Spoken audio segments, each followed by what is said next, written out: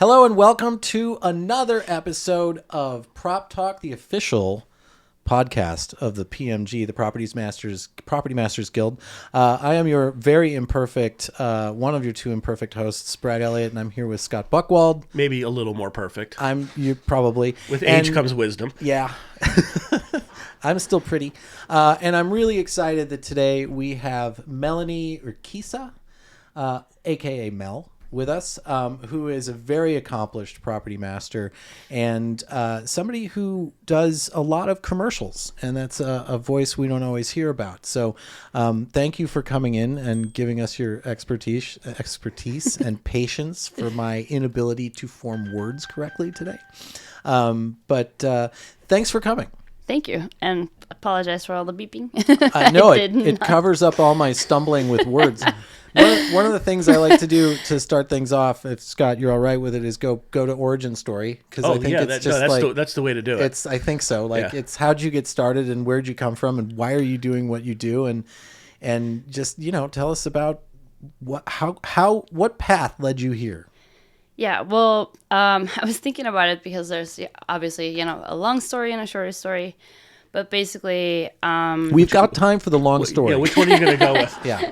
I'm going to go with the shorter because the long one is really long. But basically, when I was trying to figure out what I wanted to do, I wanted to follow my dad's footsteps, which was becoming a mechanical engineer.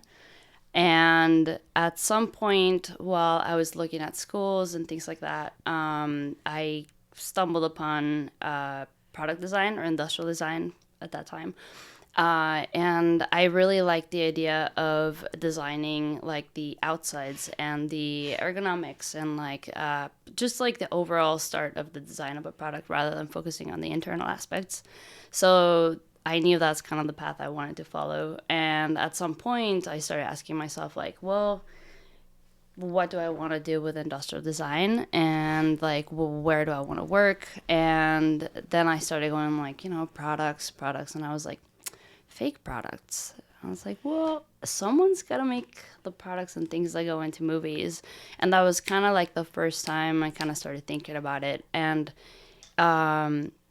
it's funny because growing up, I used to come to LA to visit my family a lot. I was born and raised in Mexico City. And when I would come to LA to visit my family, I would always go to Disney. I'd go to Universal Studios. And my... the ride that I've loved the most since I was little was the tram, because it's all about the backstage and the behind the scenes and all of that aspect of movies and making movies. I'd always go into the DVDs and look at the how it was made and looked at how things were made. And it's funny because at some point I was actually a really big fan of Alias. My dad sent me the DVDs when I was in maybe 6th grade. And 6th grade and you're watching Aliens. Yeah. I love it. 6th, 7th grade. But he sent me the DVDs, and then sorry, I apologize. It was 8th grade. But he sent me the DVDs. I was looking at them, and I don't know, I was just like, oh, I'll watch it later. And he's like, it's really cool, you're going to like it. And I was like, I'll watch it later. And the moment I started it, I just could not stop. And the thing that I loved the most about that show was Marshall and all his gadgets that he would make. So I'd always be like, oh my God, that's so fun. And I remember at some point even going in and Googling, how do you become a CIA agent? Cause I was like, maybe this is what I want to do for work. And I was like, oh no, they kill each other and stuff. And I don't know if I want to do that. It seems kind of dangerous. You can join now under the non-killing portion of the job. Oh, really? Yeah. When you get the application, you have the killing application and the non-killing. Oh, the non-killing, is it the okay. non-union? So there's union start paper? Different paths. I understand. Do you want the killing portion? Well, then, it's kind of funny because, that was kind of at the time I was like, oh, I kind of like this. And then at some point, my path just kind of turned me in a direction where I'm actually kind of doing those type of things. Obviously not in such a cool aspect, but without the killing. Without the killing, yes. But yeah, so I think that's kind of how the idea was planted in my brain. And then at some point I ended up moving from because I started studying industrial design in Florida, and then I moved to LA. And I started working on set, but I still wanted to finish school, finish my career. I knew that if I did want to go into like props, I would having a background in industrial design would help me because I'm working with materials and processes, and I'd be able to budget better and like just problem solve, last minute things on set.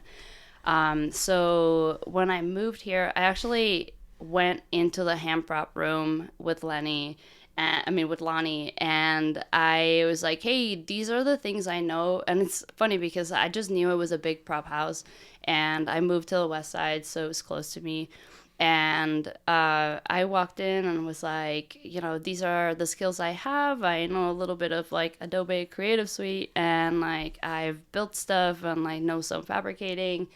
And he was like, oh, great. Why did you move to Hollywood? Go to like Georgia. And I was like, but Hollywood is Hollywood, like this is where it's at. And he was like, well, if we think of something, like we'll let you know.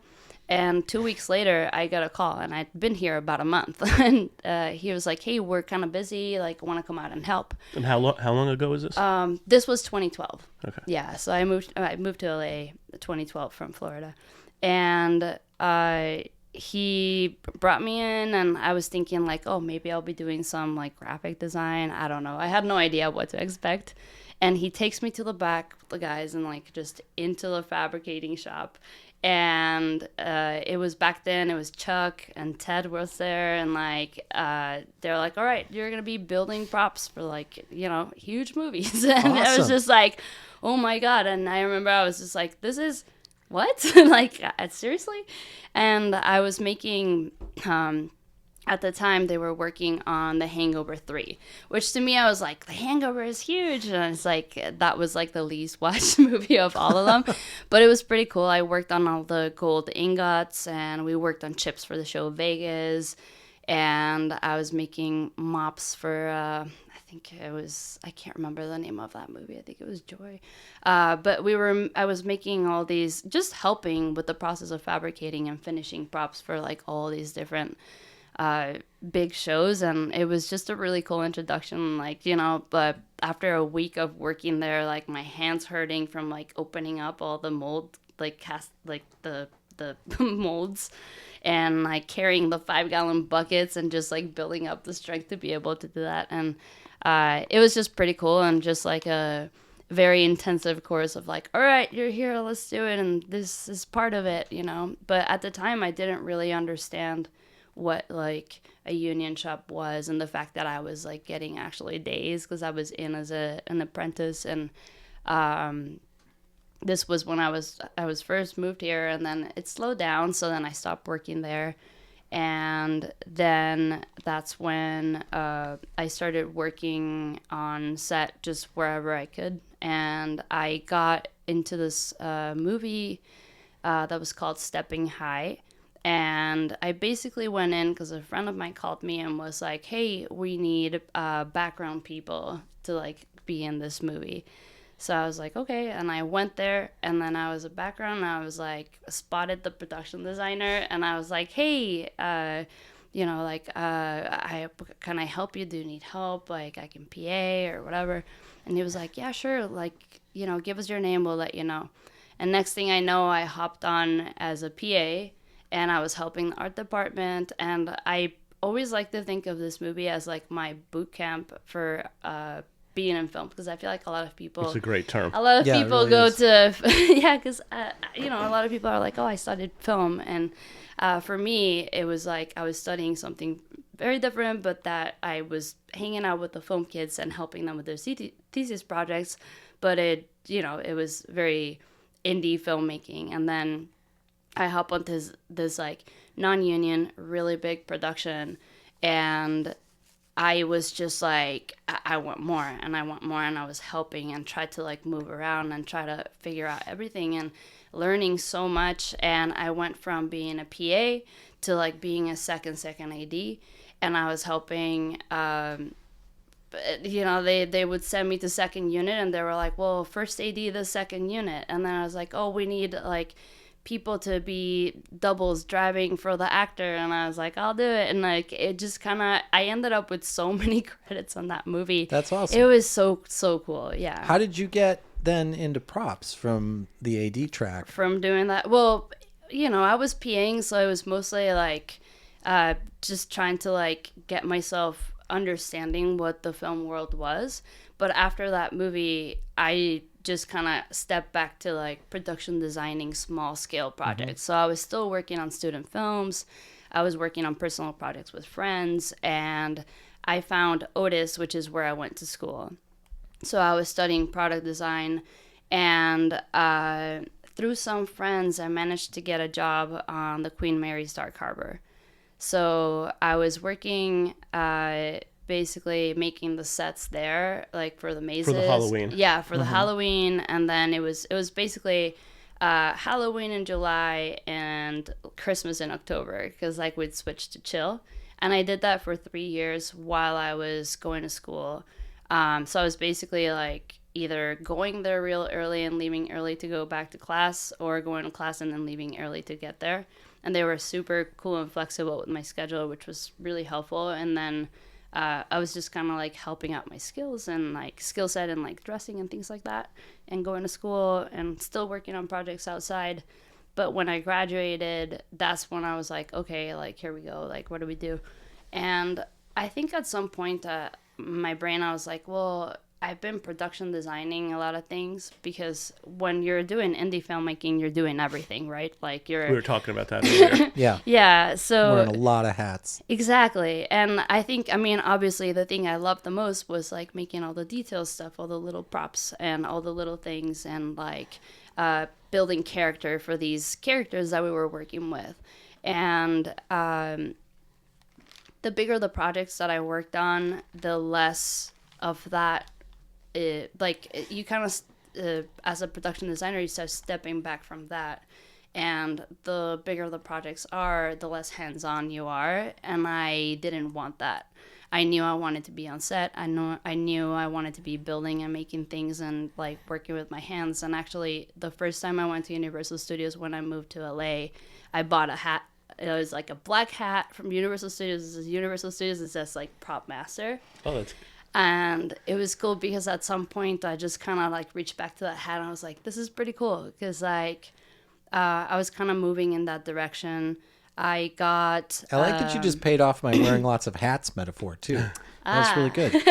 So Sorry to interrupt. And what better way to qualify for a job than to say just I have a hat? having a hat. I have a right? Prop Master hat. You so walk I- onto a set, you've got a hat, it says Prop Master. There's Duh. a question They know answered. what you're going to do. Yeah. I have worn it. Actually, it's funny because I have had a couple of projects when I feel like either the designer is stepping a little bit too much on my toes, or like people are getting too like, you know, they're just stressed out or whatever, or like I feel like people don't think I know what I'm doing. I'll put that hat on and I'll just show up to set with it. And I love it's just that. like this I like that you still internal have it. joke. I do, yeah. You know what you're doing, which is why you're here. In Yeah. fact, you are a 2-time MacGuffin nominee. I am, from what yes. I understand. And fellow like nominated in the same category as you. Yeah, I'm Twice. staying out. I'm staying out of your category. Hey, as listen, long as competition is possible. competition. Yeah. Yeah. So how did you then sort of bend into, because you do have a commercial specialty right now, which Yeah. actually speaks to the specificity of what you like to do, because Yeah. I mean, commercial work, and I haven't done a ton of it, is very specific, especially when you're getting Very.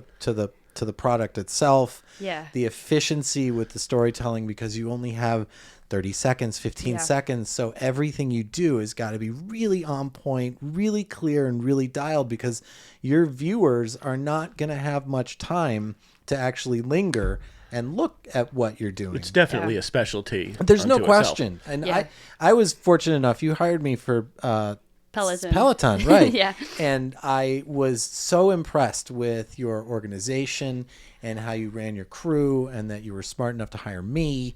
And it was very impressive. And I've done a few commercials, and I can't say that I can even touch your abilities in that arena. That means a lot. Thank It's you. very impressive. Thank So how did you end up moving in the commercial direction? Yeah. So I got a series that I prop mastered, and it was like my first big job that I actually prop A mastered. TV series or a series of commercials? Back then, it was supposed to be a web series, and Okay. this was for the CW Seed, which was like their online platform, and at the time, it was just online. But throughout making that project, and it was just me in the department, by the way. It was like me, Yeah. just one person. All the hats again. Yeah, all the hats of propping. Yeah. We can't afford an assistant, but we do have an assistant hat for you. Yeah, very helpful. Yeah. We can't pay you, but here's the hat. Here's a hat.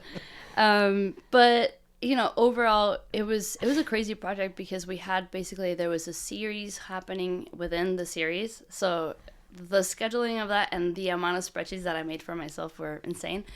But it's what helped me get most of the days to be able to join the union.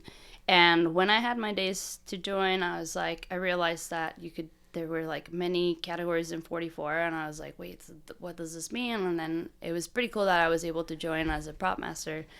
And once I joined, I can't really remember, but the circle of friends and people that I knew were actually in commercials. So that's kind of how I kind of got dragged into that world. But the commercials that I was working on was like, it's good pay, but it's you and like your car, basically. Yeah. And that's kind of what I was doing in the beginning, the first probably like year. I joined 2018, which is like pretty close to like Mikey and like Teresa Carino and them. So I joined, and then I think it was about a couple of years of like just kind of struggling because I was really liking what I was doing, but I was really killing myself. Like I wasn't really getting assists. It was really hard to fight for the stuff that I needed. I didn't really know how to. And you can be a victim of your own success in this industry. Like if you have a producer and you can pull it off with one fewer person, like with a little They'll keep smaller encouraging crew, to stay in it's that. like, Yeah. well, I mean, but you didn't have a problem with that last one. So why would you need and they're like, more you're crew? great, you're amazing, we love you, but like, Here's a no, hat. we can't give you this. Yeah, here's a hat. You could do it with a hat. Yeah. And it was really hard. I think at some point I was just like 2019. I was debating, like I was just kind of like, what am I doing? Like, what do I want to do? Like, where do I want to head? Something needs to change if I want to be able to like enjoy what I'm doing and also be able to make money and also like not stress myself and not have kill a yourself. life. Exactly. Yeah. So that's when I started thinking, okay, let me try to meet some people and see if I can maybe get a kit and start working on a series, or maybe, go into TV. So you did not want to do commercials at this point. You would have preferred to have done. Yeah, because of what I knew at the time. So that was like, I really liked it, but I knew that it just was very, very stressful, and I was basically killing myself for someone else, and I saw no were these reward. bigger budget commercials? They were pretty small budget. I feel like the designers were kind of absorbing a lot of the budget and just being like, this is all we have for you. Yeah. And just kind of And like you keep pulling it off. So they so they they're don't like, resource props aren't you important. appropriately. Hey, it's just a few things. And it's like, never is. Yeah. So yeah, I just wasn't really enjoying it, and I was trying to see like what I wanted. So I ended up going on Facebook. Linda Reese was selling her kit, and she was like, I'm selling a lot of stuff, like maybe looking for someone to buy my kit, looking for someone who's willing to learn and stuff. And I was like, maybe this is a good opportunity. So I reached out to her, and she was like, oh, great. Like, let's work out a plan. And this was like February 2020. And I'm like, great, I'm gonna like buy a kit. And then all of a sudden, everything starts shutting down. And I'm like, oh man. And I like had just bought this kit and had all these payments, and everything was shutting down.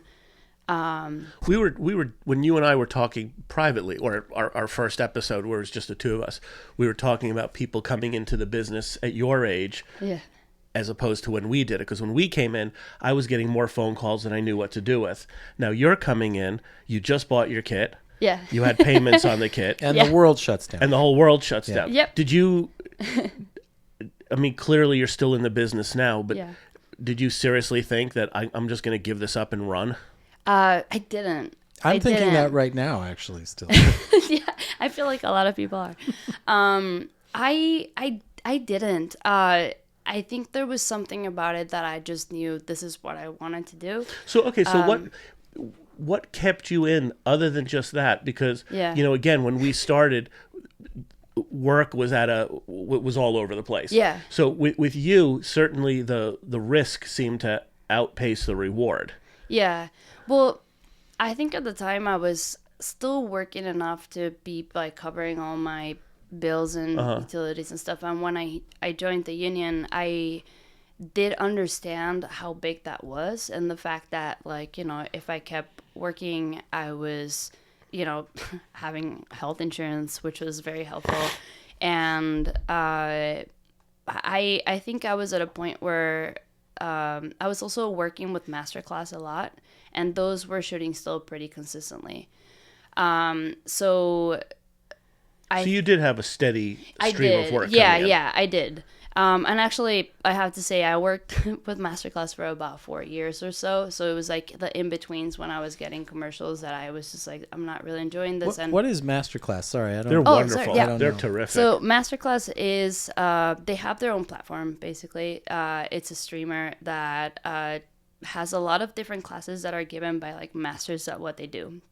And they have like really exceptional big names, and they also have some more, like, I think they've done some smaller ones too, but like my first one was Daniel Negruno. He's a poker player. I did Natalie Portman, I did Jodie Foster, I did David there's Lynch. some my son had a subscription for about 2 years. I mean, there's a lot of major directors giving classes. I know, like, Ringo Starr gave a class on how to be a musician, how to be a drummer. Were you doing props for this, or? Yeah, so with them, I was an on-set, and I was also doing props because it was under the videotape agreement. Yeah. So I was like their main on-set, and because they were like really high-profile people working on there, I was one of the only people allowed to like talk to them or like interact with them, because it was a very intimate space that wanted to be created, because the whole idea of Masterclass is you're having this like one-on-one conversations with these people, which were like great pep talks. And I loved working with them. Their production side of it, they were wonderful. All of their all of their key people like were just the best. It's really helpful to work with nice people. It is, yeah. I mean, Masterclass to me was like a family, and that's kind of what kept me going for a while. And at some point, because their stuff was smaller, like I was like, but I need, if you guys want me to be able to be successful in having all these props, like I want to be able to purchase these and like come in earlier and be able to like plan this out. And what happened was, as they were getting bigger and things that had more props, then they started bringing me in as a prop master. But that meant that I started getting less calls from them. Because you're starting to specialize now. And exactly, yeah. So going back to that moment of like buying my kit and everything shutting down, and with Masterclass, with Masterclass, things also kind of slowed down a little bit. That's where I was like, maybe I want to change things up and do something a little bit different. And with Masterclass, I wasn't really renting my kit. I was just going in, on setting, which was different. And when you say kit, did you have a trailer at this point, or strictly a kit? Just strictly a kit. Okay. Yeah. So what I bought from Linda Reese was like that. What was left over from her internals, like after she had already sold her trailer and like all the bigger stuff. So your but carts, I had about your tools. I had lots of tape. There's always so much tape. 3 big like deckers, like the steel deckers. I had an on-site cart. I got a couple of Rubbermaids, and then I had hundreds of bins of stuff. And this was like TV stuff, so I had a lot of everything. But it was a great deal. And I remember asking Linda, does this come with a mentorship? And she was like, yeah, of course. Oh, and that's you know great. her. So every time I had a question, I could call her up. And do you still have all those boxes? I do. Yeah. Well, I've condensed it so that it works for me because obviously commercials are different. But it's been really helpful because it was just the base of everything, and also like, you know, having the on-site cart and all the carts and all that stuff, just being able to have that. And it's it was critical a good deal to be able to put stuff on wheels. Yeah, and I also got chairs. I have chairs that I barely ever use, but I don't really want to get rid of. You don't do chairs in commercial world, right? No, we don't. Yeah. Oh, it's beautiful. It's bliss. But yeah, so throughout the pandemic, I actually was on a 44 meeting, and then I saw Nicole Ruby was on it, and I knew she was a prop master in TV, and I reached out to her and was like, hey, do you want to have Zoom coffee? Because, you know, the pandemic. And she was like, yeah, of course. And I talked to her, and she actually went to Otis too, which it was pretty cool to find out. She was the one who, because I told her I've worked on commercials, but I kind of want to do TV, and I'm not sure really where I want to go. And she was the one who introduced me to Jamie Connolly, she was like, this really good friend of mine. He does commercials. That's all he does. Like, you need to know him. So I had a side where, like, you know, I was getting some calls for TV shows, and I did interview for a few of them. Ended up not really getting them. But then there was this, like, silver lining of, like, meeting Jamie and changing everything for me. Because I kind of had the skills of being a prop master based on like what I made for myself, you know, because there's no one way of doing things, and like everyone's like, how do you do it? Did you do it how it works for you? So I had all of that experience, but I had none of the business side of things. And then that's when I met Jamie. He was like, well, you need to get a DBA, and this is what you need to ask for, and you need to have a truck, and this is how it works. And I remember coming and being like, what? Like, what is this? You know, and like, I remember getting my first truck on a commercial. I was like, what do I do with it? Yeah, because I just wasn't used to it. Just fill it up so the producers think it's worth it. Exactly. And I had no kit the first time that I got one. So I just was like, I don't really know what to do. But Jamie really was like a stepping stone to be able to hop onto like a different tier of commercials and having the opportunity, because he was sending me jobs that he wasn't getting, and that really put me out there, because as a woman in this industry, it's great to have somebody like that in your corner. Yeah, I was just going to say, I noticed that you're not a white man. I am not. I'm actually Mexican lesbian woman, so I got a triple whammy there. Yeah, so. and this is still the film industry, as much as it's to its detriment, is still a big boys club, and and so congratulations on breaking through that. Thank you. And I mean, like, you're not just doing little commercials; you're doing huge national campaigns for big companies and corporations, Super Bowl commercials. Yeah, it's impressive where you've gotten. Thank you. Yeah, I mean, it's been a journey, and I just think one day I was at ISS and I was shopping, and I was talking to one of the the ladies that help with the restocking, Tere, and she's just always so kind. And we were talking. I can't remember what I was telling her, but I was like, just like in the zone, trying to do stuff and talking about like Mexico or something, and she, I think I was telling her about, like, coming out here or something, and she was like, and look at you. And I was like, yeah, she's like, look at you now, look where you are. And I think it was the first time, because I have to say, I do feel pretty privileged. Like, my story of me being able to move to the States was an easy one. My dad had lived here. My dad was able to get citizenship, and I got mine through him. Mm-hmm. Especially in these times, it still feels really scary at times. Like, my wife's always worried about me.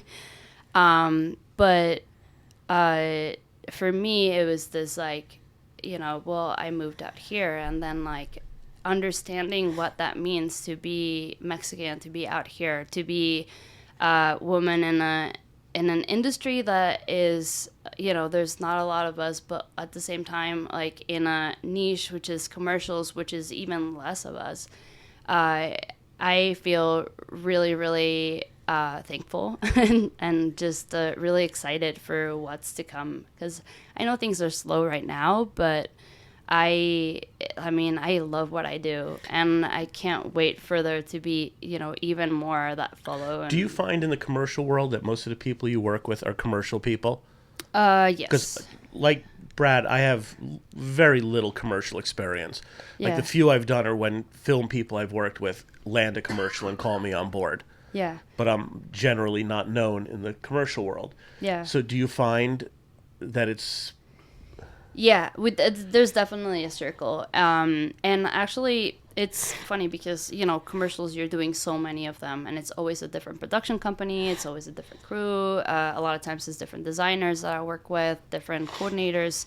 And I feel like it's weird, but every time I'm on set, like, I know people who I've worked with. Who do you normally get hired through? Like, what's your path to a job? So it's either a relationship I've built with the designer, with the production designer, or the art coordinator. It used to be actually a lot art coordinators reaching out to me during 2021, 2022, which was like packed. It was like just phone calls and phone calls, which was like coming back from the pandemic. But I think mostly I've built relationships with the designers. That's a lot of my phone calls come from that, or referrals from other designers and stuff like that.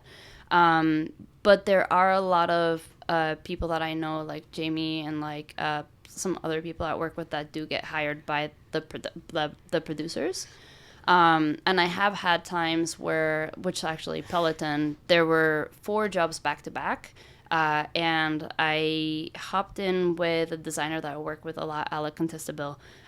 We did the first couple of them, and then at some point they switched all of the art department, and then the the client actually wanted to bring me and my team back because they liked the way that we took care of the product, and they were just like, were really happy with it. You mentioned this because in my very limited commercial experience, I always found that there was a lot of push-pull between sort of the 3 groups that all have the equal say in things. There's the director who really wants it to move in one direction.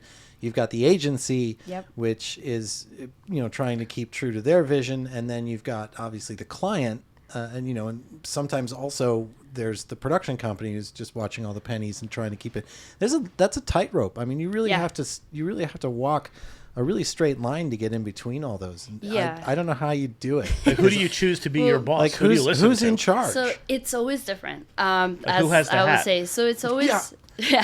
Who's got the hat? That says boss. Yeah, I think that's what the text guys are for. But I feel like it always depends. Like I've worked with all kinds of projects. I worked in projects where the director has the most say, and like I usually go to them. And there's times where the director's like, nah, they have a very specific vision, so ask them. With them being like the client agency.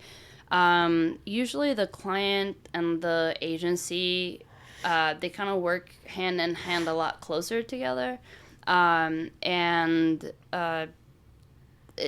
think it just depends on the project.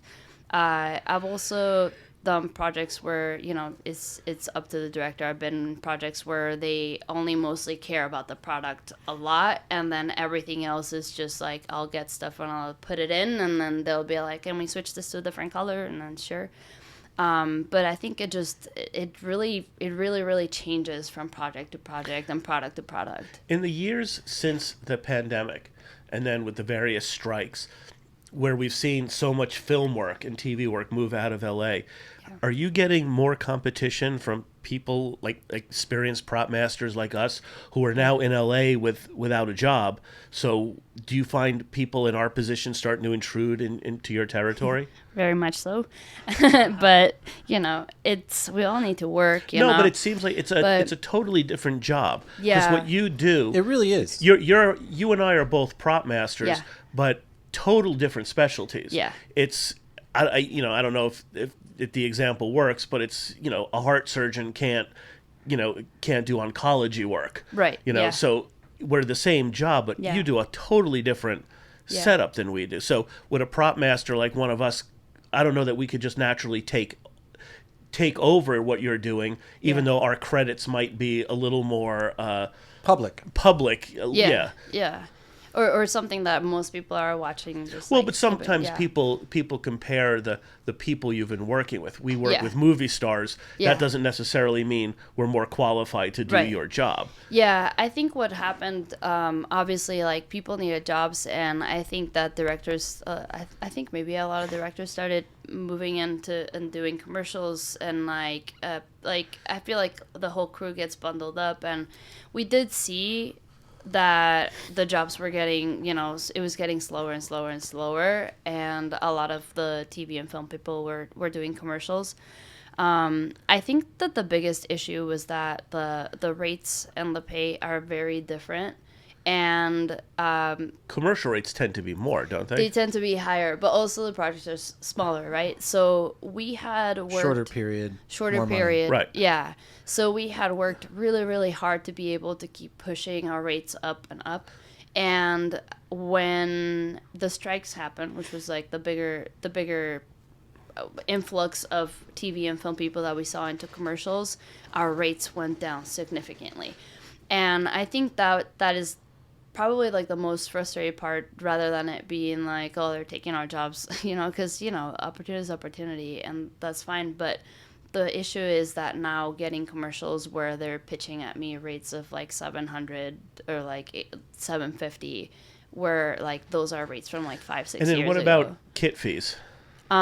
Kit fees have stayed, they were consistently kind of going up. We usually do a daily kit fee on whether it's like a pre-light or the shoot days. Usually you get per day. And a typical kit would be about 150 is usually what I've gotten. Yeah, 50 And then a day. what do you do? So you said now that you don't need a 48-foot trailer.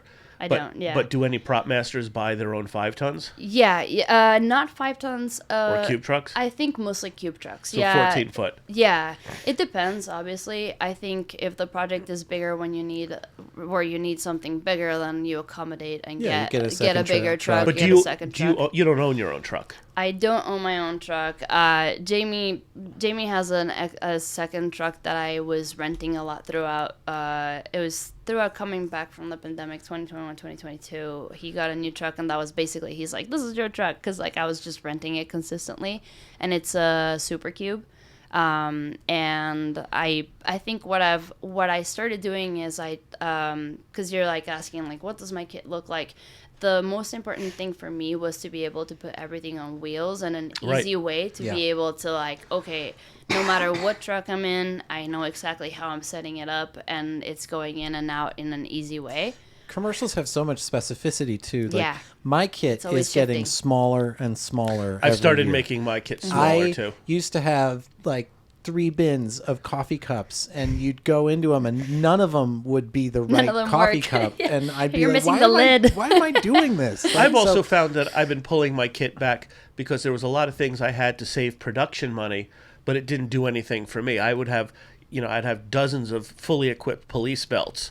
Yeah. And then I would do a show, and they were happy to use my police belts, but it didn't improve my kit fee, didn't improve my trailer fee.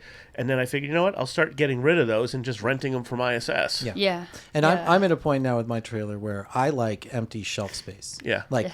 Like lots of it. Like Yeah. I've got at least 50 feet of empty shelf space on my trailer, because then I have room for the show that's coming. Yeah. Right. As opposed to That's exactly what I've 5 done. bins of medical crap that I'm never going to use. And if Yeah. I do, I can go buy it or rent it. Yeah, and So that's the that's other, when you mentioned you had 100 boxes. I'm like, wow. Yes, it was 100 plus. Yeah, I just like, I ended up going through all of them, and I'd be like, okay, out of this bin, what am I keeping? And I just condensed it.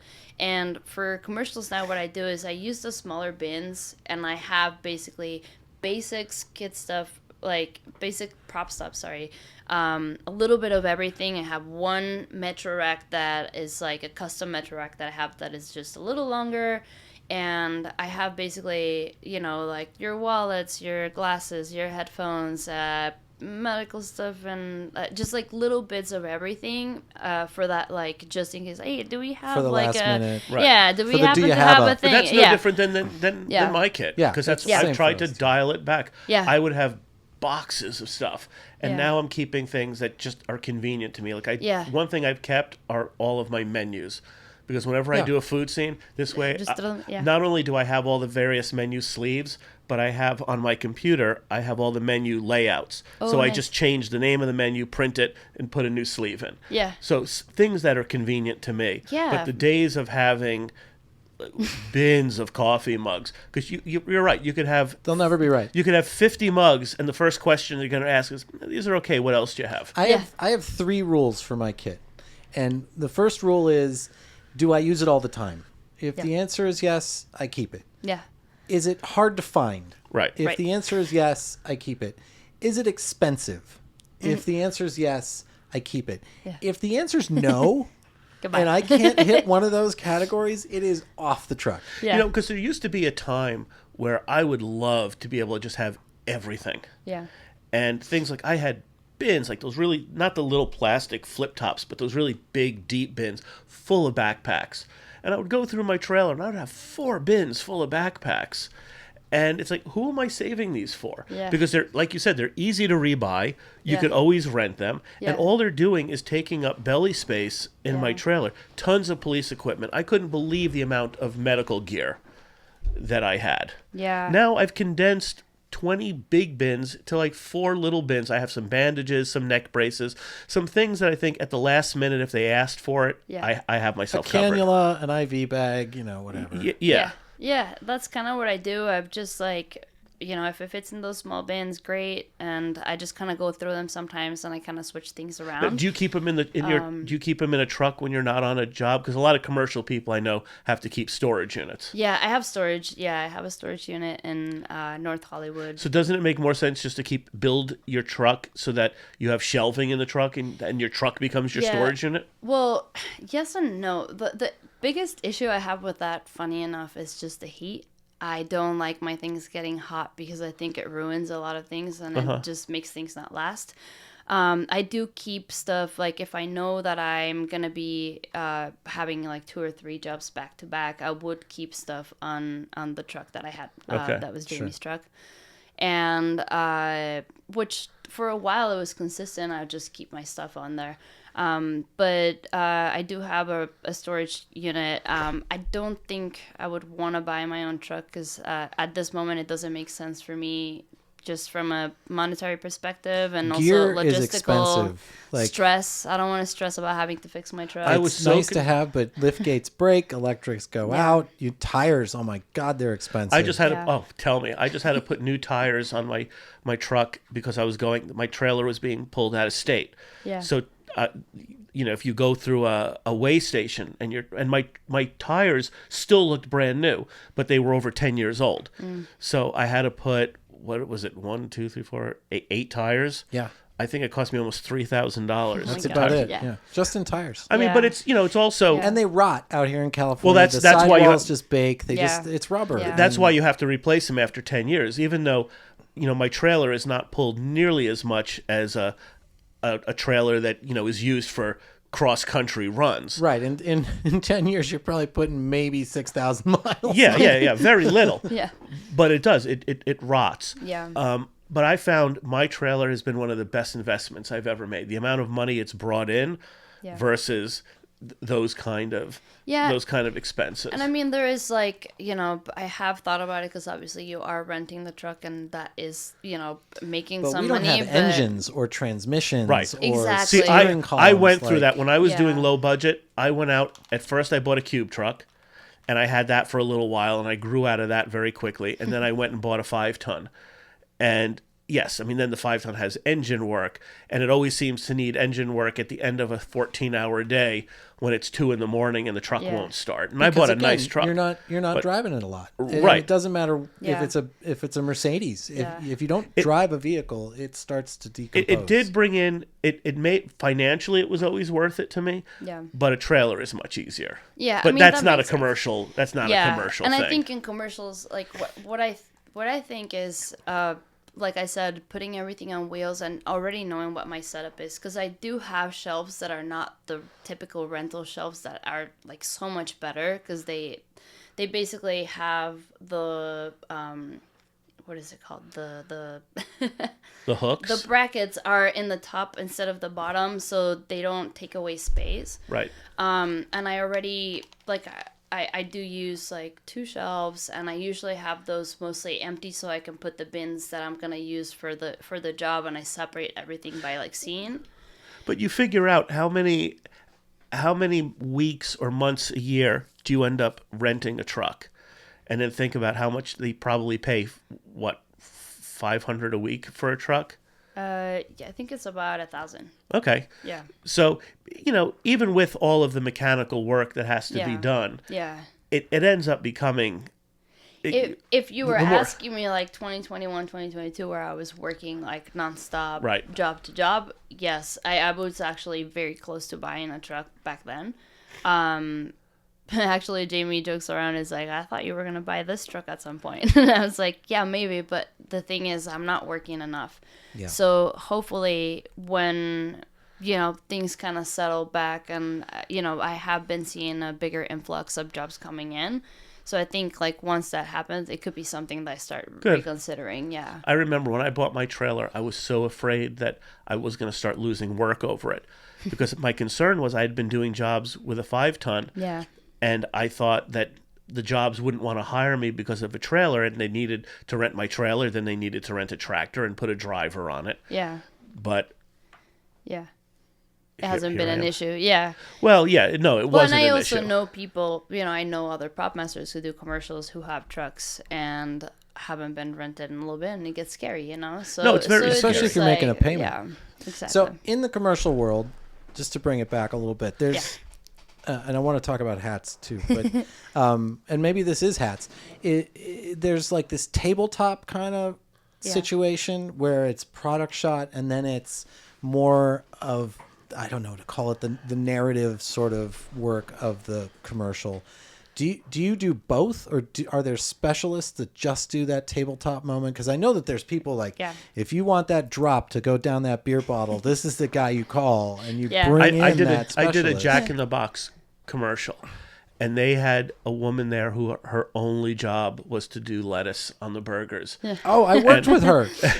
And it's so funny She because got her little tweezers she and the comes, lettuce. Yep, she comes out with tweezers and with the lettuce, and Yeah. there's ways to cut the lettuce so that it doesn't start to brown on the edge. And she's making like $1,400 a day. Yeah, And you're doing just like, lettuce, and Yeah. she's all about herself though. oh yeah, no, it's all about Yeah. the lettuce. And she had a hat, but Yeah. that's the lettuce. hat. lettuce wrangler. But do you do both? Have you, Yeah, it's always, again, it just depends on the job. Yeah. It's always different. I just did a commercial for Liquid Death that was on the Super Bowl. Actually, it did play during the Super no Bowl. big And it's deal. funny Just because, a Super Bowl commercial. Right. yeah, but it's funny you say about the drop, because they were, when I came in to this specific job, they were like very specific there. We don't want it sprayed. We want just very meticulous drops and stuff. And like, I had like my combination of glycerin with water, and I had a sprayer, and I had a little thing that just puts one little drop at a time on toothpicks and stuff to kind of move it around. And we got like, I think as the job progressed, like, because I think it was 3 or 4 shoot days. And as we were getting more into it, they started trusting me more and more. And then we have this one shot, which is actually like a big shot in the commercial, and they like zoom into like the specific caffeine and this energy drink, and you see the drop just dripping down, and it's so perfect. I was like, yeah. And you're in the That was- monitor that's just my like job. cheering that And it's- drop on. And it's like, funny go, because drop! I kind of pushed for it, because I was like, do you want like a drop to come down? And then I did it once, and it looked so good. But Everyone now was you like, have your yeah, own. let's do it again. You have your own toolkit to do this. Yes, I See, do. now as But- a film and TV prop master, if I had ever been given your job, I would Yeah. not have thought of bringing that. To bring that, So my, right. my kit I would have known it for the second and it's time. always But different, because there are also like, I did a commercial for spacing out, it is a soda that's like green, Mountain Dew. Yes, sorry. Mountain Dew. I did a Mountain Dew commercial, and they brought in a beverage guy to be in charge of all of those things. Because sometimes And they I've like done- pre-coat the bottles. Yeah. They're known as special Dew recipes masters. and- Dew masters. Yeah. Yeah. Well, it's like usually like a food stylist or they're product specialists. Yeah. So there are like the Doritos commercial that I did was also a Super Bowl commercial. That's a And MacGuffin nominated commercial. is by a- the Which one? way.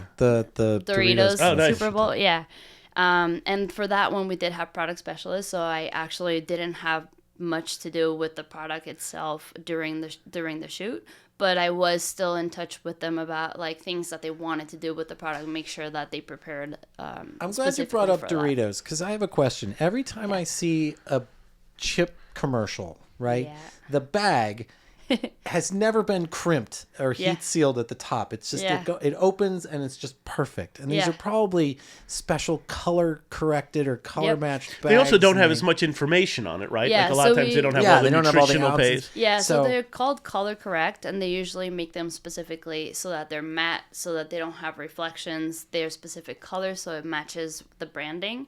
And what they'll do is they have just the bag ready open. It never closes. And I've worked with, I mean, talk about Doritos. It was like the tortilla chips, the ones that are like, they're smaller, and like they usually do a thing where they'll go through a bunch of them and they pick the nicest one. And they've done this with like Cheetos too. I've done a few different ones. They where, get like, so mad at. I see when I go to the supermarket, I'll bring my own bag, and then I'll open up 10 of their bags to pull out the chips I like. They always have an issue with that. What the hell? What are you Yeah. doing? Yeah. So I brought my own bag. Yeah. Look, it's never been sealed. Yeah. But I mean, yeah, they have like bins and bins of like picked out specific Cheetos that look a certain way. They also have the extra powder. Like I did a hot Cheetos one where like they were sprinkling on people's fingers like Oh, my the right goodness. amount of the like the hot Cheeto flavor. It makes sense though to pay this much attention to this stuff because Yeah. in the world of TV and film, But that's what it's all you about. Don't It's give the it all product. that. Yeah. But I guess the point I'm getting to is that there's also a lot of repeat viewership. Like Yeah. you may see a movie 3 times if you're a really big fan, Yeah. but you may see the same commercial 20 or 30 times depending on how big the campaign is and how Right. much placement Right. they've bought. Yeah. And so tiny mistakes when repeated over and over and over again get really expensive to fix digitally, I would imagine. I had never thought about that, but that's a great point. And it's funny because a lot of times they pass on the product to me and I become like OCD and paranoid about making sure that everything is pristine. And like if someone's touching it, I'm like flinching. And sometimes it's funny because the client will come in and be like, "Oh, let me," and I'm just like, "Don't touch it." And I'm I'll move thinking it, like, I'll move it. I'm here. You got- fingerprints. No. Yep. And that's when you're going, before you start touching it, the hat. Yeah, I look know. at the hat.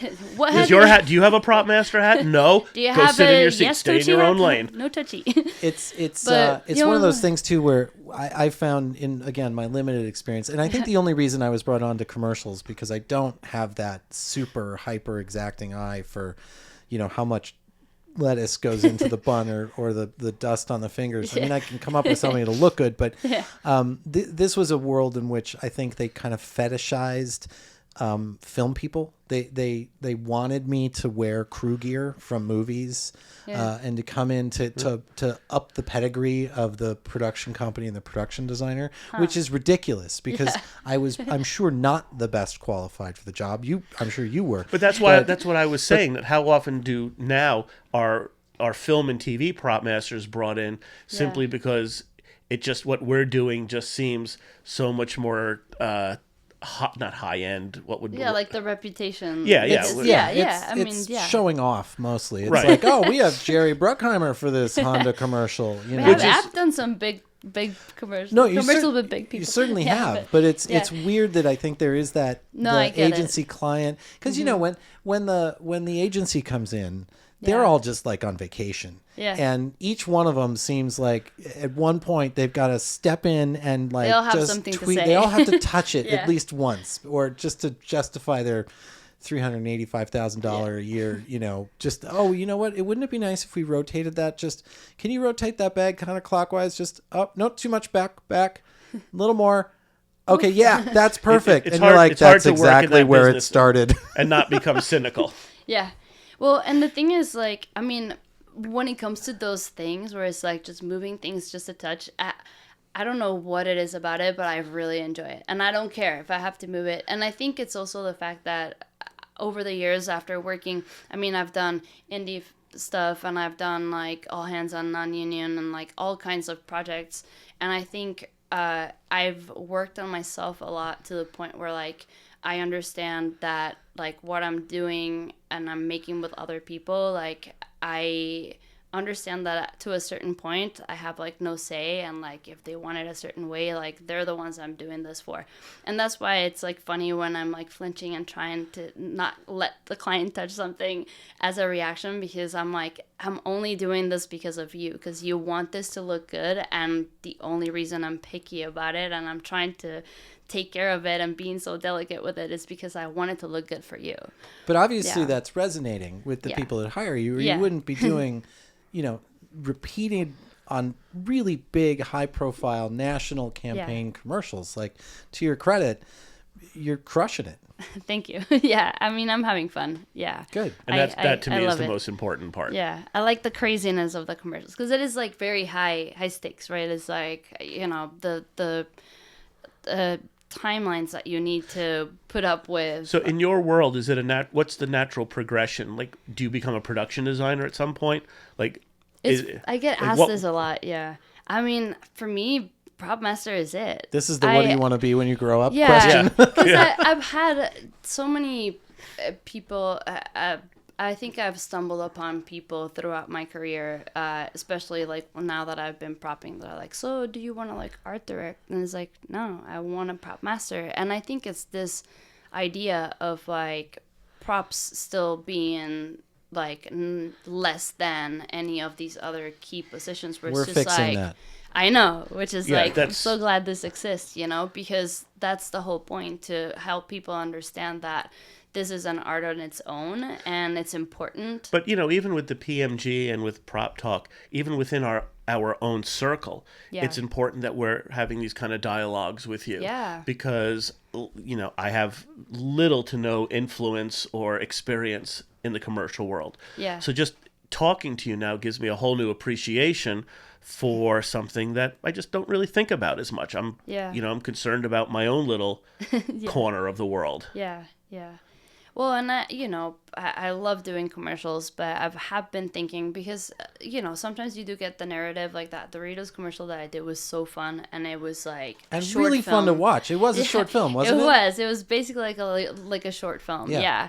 And I do get a lot of those where it's like, it's really fun to be able to have that narrative, but then a lot of times I don't, and I do miss that. So I'm like, maybe I want to like do a movie and like, the next couple of years. It's so hard to make that jump back and forth, because I'm thinking how hard it would be for me all of a sudden to decide I want to do commercials. I would imagine it would be just as difficult, if not even more so, for you to decide, I want to do an episodic TV show. Especially in an industry that keeps putting people in a box. Like, it's, this is what you do. Yeah. I did a mini series, and that was interesting, and it was very hard. And it was videotape agreement, so it was not a lot of money, but it was a lot of fun. And I did that 2021, so it was in between. It was during the pandemic when it just kind of slowed down a little bit in June. I was like, sure, I'll do this. This has to be the hardest time to jump specialties too. Yeah.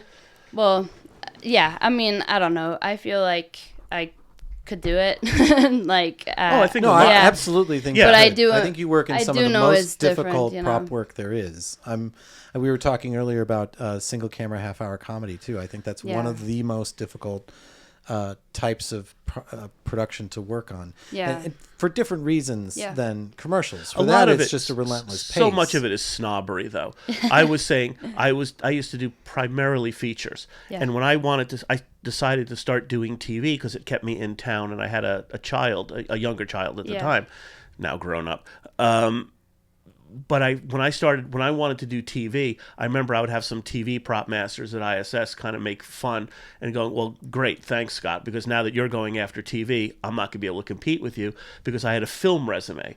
And I found that really the opposite was true. I find TV to be far more challenging, much more difficult work. Yeah. And I think I would not do TV. I don't know how you guys do it. If you could prop master a 1-hour episodic action TV show, there is nothing in the feature world you can't do, other than like what you were doing with James Cameron, which to me is in a class by itself. Oh, it has its own, for sure. Yeah, that I mean, but it's all teachable, right? I mean, we've all learned to do what we're doing. And, I wouldn't have gotten to the Avatar stages without first doing Tintin, and I wouldn't have gotten to Tintin without doing a ton of Muppets. And all of this stuff is like freak show niche as far as how do you do props for this. Yeah. And, and it's all something that you can learn. But it's nice because no matter what you do, what I do, what you're doing, there is a certain... there's a bonding. It's become this community, which, I've said it on the last couple episodes now. I never felt this community before the PMG started.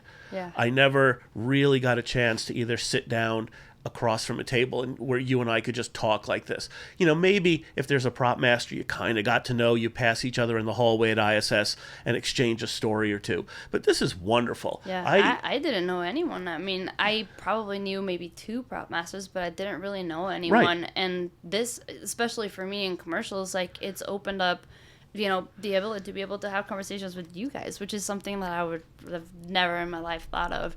And also to just we are be very, able... very standoffish. Yeah. Well, did you see? I felt really bad because Nikki left here in tears. Yeah. She showed up. She was so happy to be here, and we just tore her apart. You are lying like a cheap rug. She was so happy.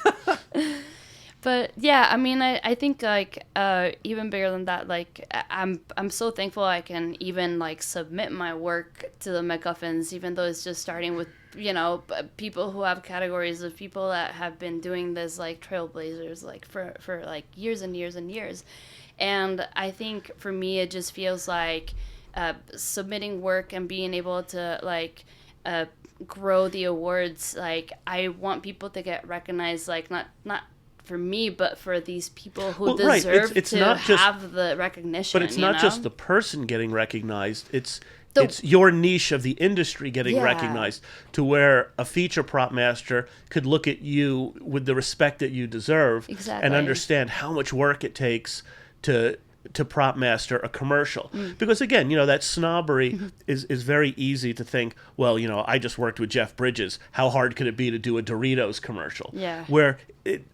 the who's in it has nothing to do with the work that you've done. Yeah. No, thank you. I appreciate that perspective for sure. No, it's an absolute different craft. And the couple times that I've like the last commercial I did was this Jack in the Box 7-minute Jack in the Box commercial, which was about it was like a Halloween thing, and it was how long ago was this? This was 2-3 years ago. Oh, okay. And it was a weird commercial because it was 7 minutes long, and it was a long format commercial. What I'm hoping we can do with the MacGuffins sooner than later is start to break some of our categories up, because we just haven't gotten enough submissions in, for example, just commercials to give it its own category. And I have to say, I'm hoping that we do. If I can just say, to the one listener, myself. Now it's Nikki. She's listening. If I could just talk to me for a minute. Please spread the word and tell people to, like, no matter where your commercials are from, no matter where your shorts are from, no matter where your music videos are from, how big, how small, submit the work if you have the means to do it, because it's only going to grow the show, and it's going to grow the awards, is going to grow our craft. And don't be scared to submit your work, because we're all working hard, and as they're saying, you guys are saying, it all matters, Absolutely. And the whole point of this award show, and I know we talk about awards a lot, but it's part of what we keep coming back to with community, because I think the awards really do build community. I joke and I say it's Prop Master Prom because we all get dressed up one night a year and we go out and we have a really good time.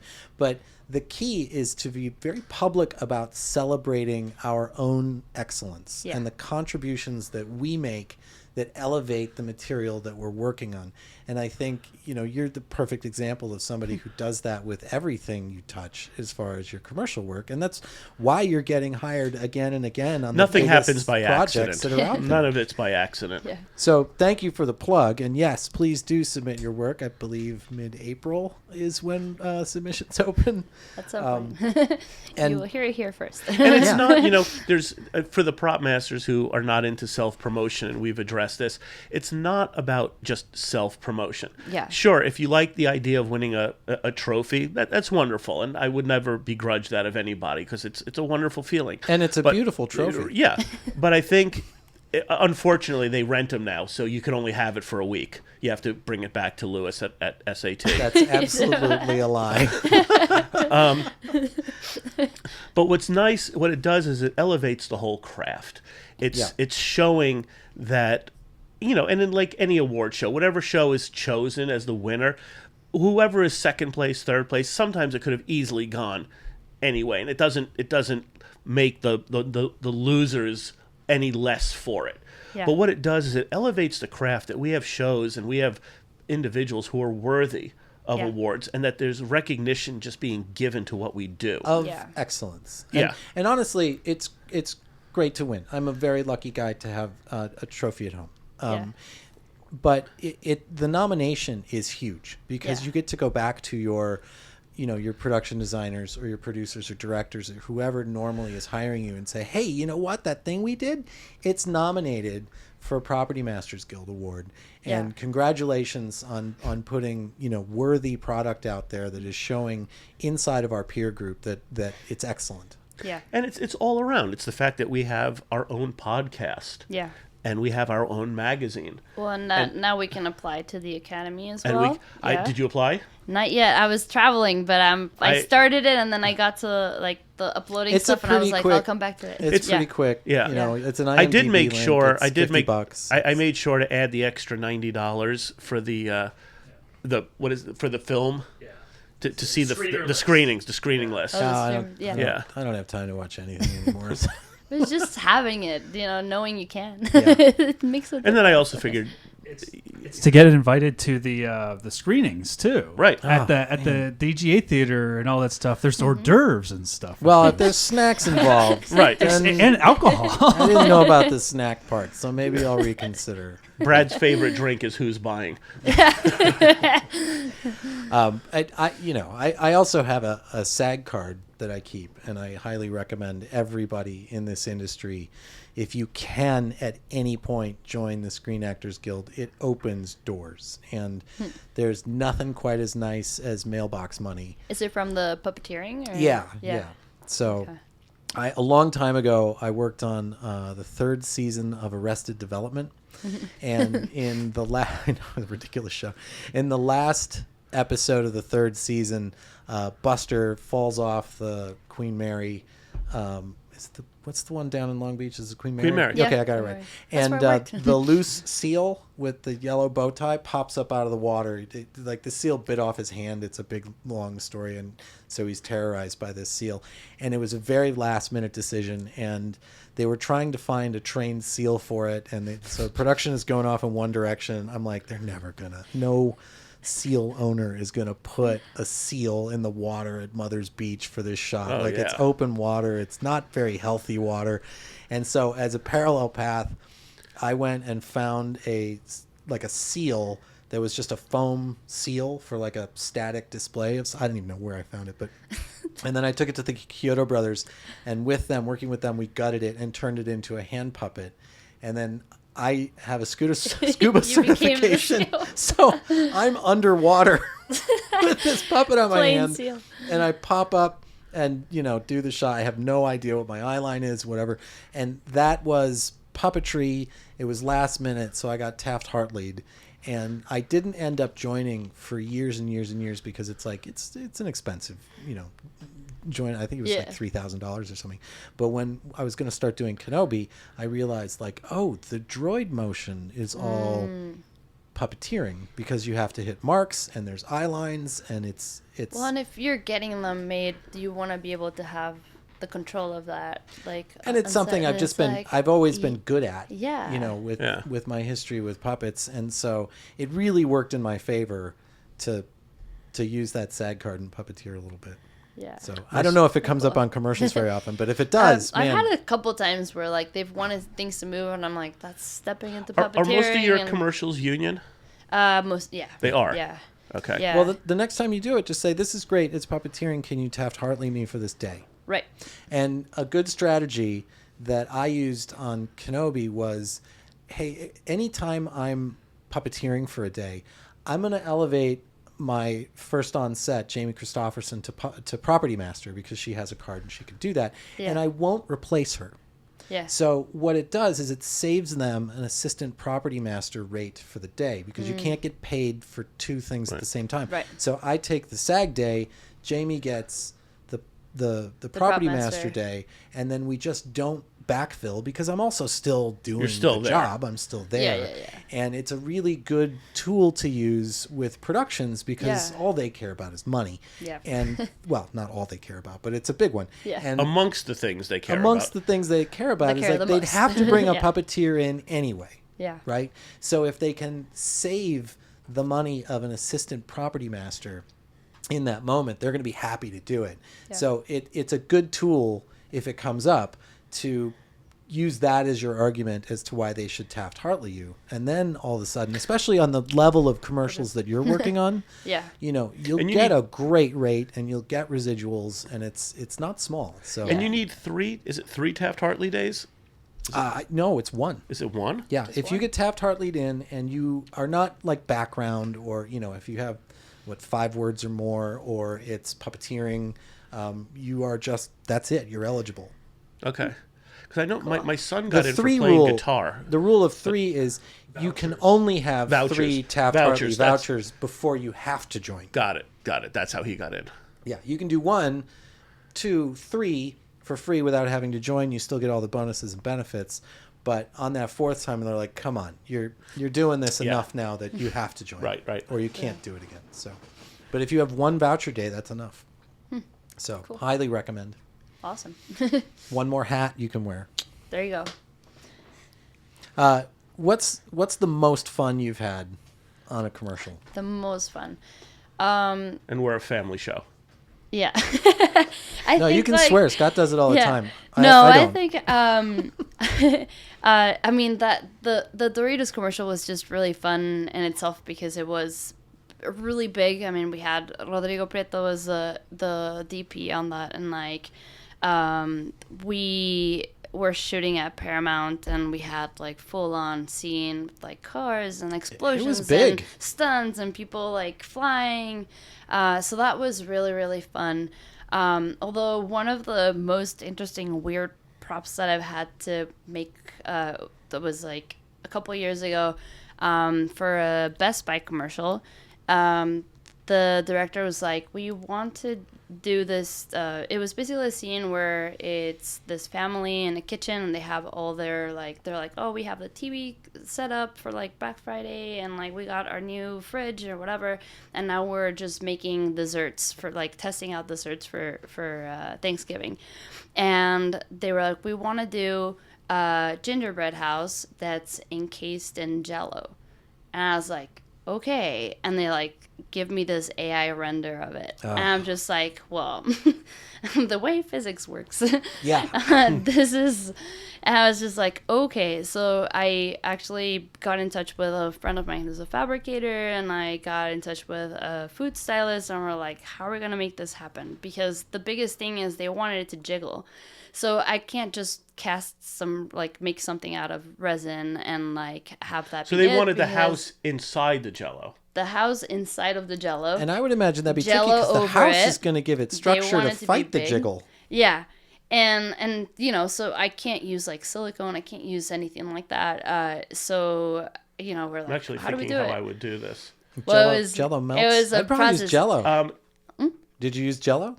I used actual Jello. Yeah, I would use Jello. I did something like this once. But, You add a lot of gelatin to it, so you can't eat it, but it becomes like silicone rock. Then you have the gingerbread house inside of it, and you can't put like an actual gingerbread cookie in the Jello because soggy and... So what we had to do after like the whole like testing and figuring it out, we ended up doing basically it was gingerbread house out of real gingerbread, then resin. Yeah. Wait for it to cure. And now, obviously, it's just like, you're making it and baking it, and that's all time. And then you're covering in resin and waiting for that to cure and covering in resin. So it was like crazy because everything had to happen so fast, too. And then after we built the house and covered it in resin, then then it was encased in the Jello.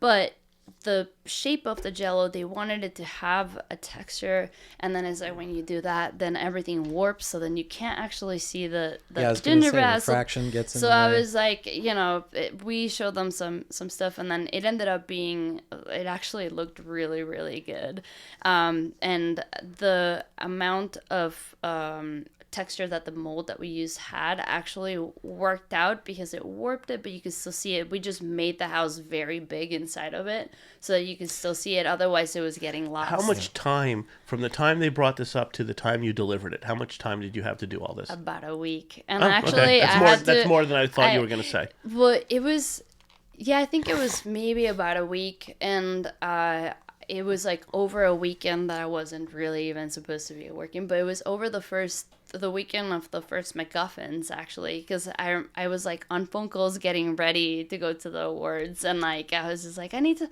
please, I can't be thinking of this right now. And it's like they were sending me like, oh, like this cured and this is good and how is this, so I was like working on all that in my room, waiting to like step on over to the What's your awards. design process for something like that? Are you showing any illustrations before you go to start building, or are you kind of doing it all at the same time? I think it just depends on what the project is, because I've had times when I have to, I have 2 days to do something. Sometimes I have a week. So I think it just always depends.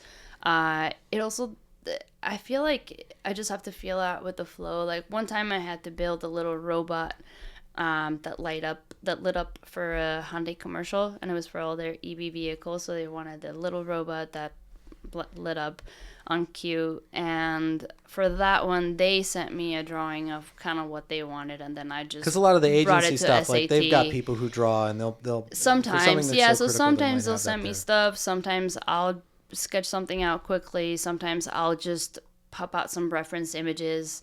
It just depends, yeah. In the commercial world now, are you starting to go to all the different formats? Because there's going to be, you always did like a 60-second, a 30-second. Are you doing verticals and like little 5 seconds that you put on a Facebook page? Yeah. And do all of that? Yeah, so sometimes you get days where you're shooting like main unit, and sometimes you have socials. So then sometimes they'll let you hire someone else to take care of that unit.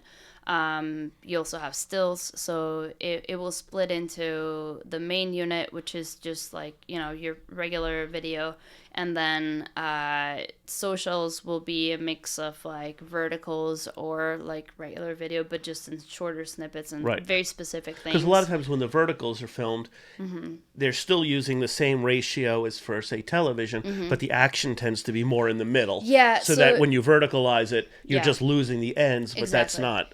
Yeah, so it again, it's always different. So I've had it both ways, where like they've been conscious of the framing when they're shooting the full scope, and sometimes they'll shoot specifically vertically on like. Has that helped your industry? Because now all of a sudden, with the advent of verticals and social media, is it having that whole new area? Is that increasing what you have to do? Not just in the workload, but I mean the fact that there's more work coming to you now. If the production company is nice about it and helps me have the tools that I need to be successful, like getting a bigger team or anything like that, or getting a second prop master to handle the socials, is great.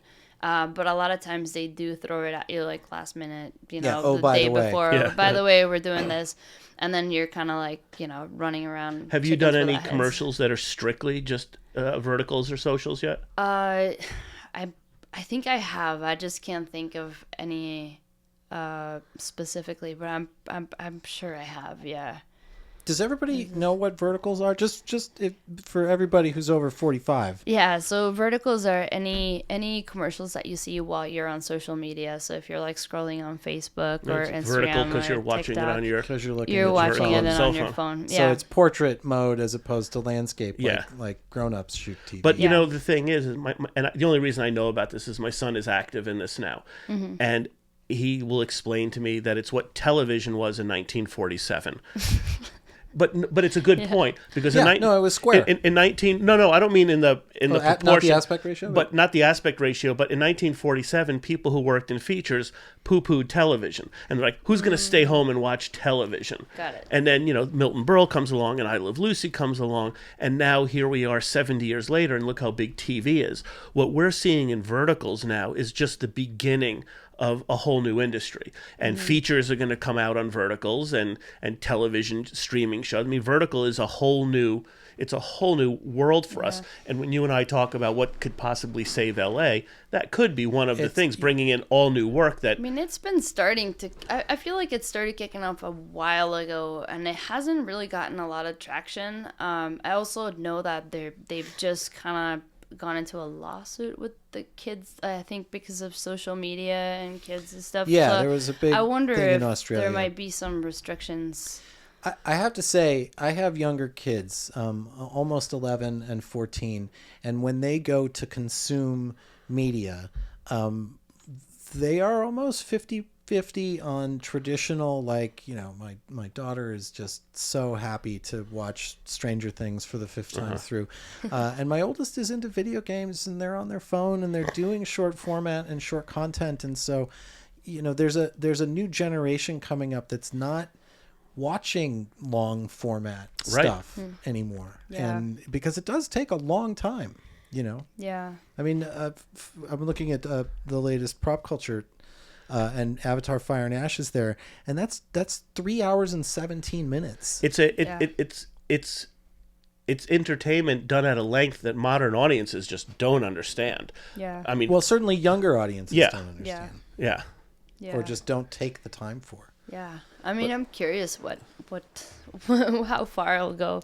I think Yeah. it'll go as far as people are willing to watch it. It's certainly very easy. It's very portable. Yeah. But a feature You are on losing so much, though. I can't remember where I recently saw something about it, but the fact that you're losing so much, because you're basically just seeing the character, Yeah, or there's very the little person, context. and then there's like nothing But surrounding. again, so, that's think of that argument again back in 1951 when your TV screen was that big. People were like, "Who's going to want to watch this kind of fuzzy black and white shot as opposed to seeing a movie in beautiful Panavision?" But in the 50s, though, the film industry was terrified of television, which yes. is why we got 3D and why we 100%. got Cinerama-scope and why we got the sound and the smell-o-vision and all of those attempts to make things different from the home experience, which back then was a little bit easier because you had a tiny box, a little screen, and it was black and white. And now we've got home theaters. I was just at somebody's house in New Orleans, and they had like 120-inch television. It's the size of a wall, and we have our own projectors now, so we can they're cheap. They're and very we can affordable. Simulate that theater experience. I don't think it's the same as going and sitting in a theater. No, because you're missing the people in it too. Yes, there's the community, the communal viewing experience. There's something about sitting in a darkened room, in going into a movie theater, and just. It's going out. You're seeking out an experience. Bringing it home is not the same. It's all the things Nicole Kidman talks about, but it's also yes. It's also though that at home Classic. you can invoke it at the time you want, and you can pause it to go to the bathroom or get yourself a sandwich. Whereas in the theater, you are less in control. You are there to be on the ride with everybody else in a way, and I think that's an experience that I feel is valuable, and hopefully the theater. It makes you when you know you don't have the option to hit pause or rewind. I think you fall into it a lot deeper. Your level of attention, what you get out of watching a movie even on a big screen TV at home, you have distractions and interruptions. Yeah. And you're in your space. You're not Right. in.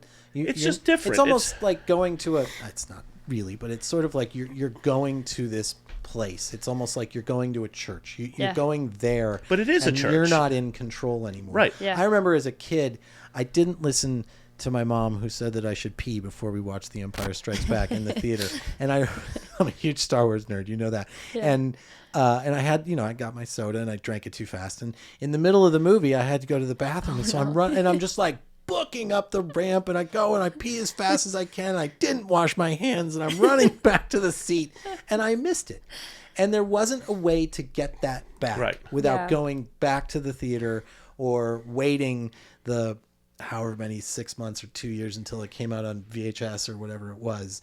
But there's a big difference in those experiences. And I think as these new emerging technologies come on board, we're going to find where they belong. Yeah. And hopefully they'll be making commercials. Yeah. Have you worked in the commercial world? Have you worked with any celebrities? Have you had I big have. talent come? Yeah. I've worked with, like, LeBron James a couple of times, Okay. and I've worked with. I'm like spacing out, but I have like worked with Selena Gomez recently, and Did you ever ask for autographs? never. No. Do you know what I started doing? That I was They're telling you just about people. the Kiefer Sutherland movie Yeah. I worked on.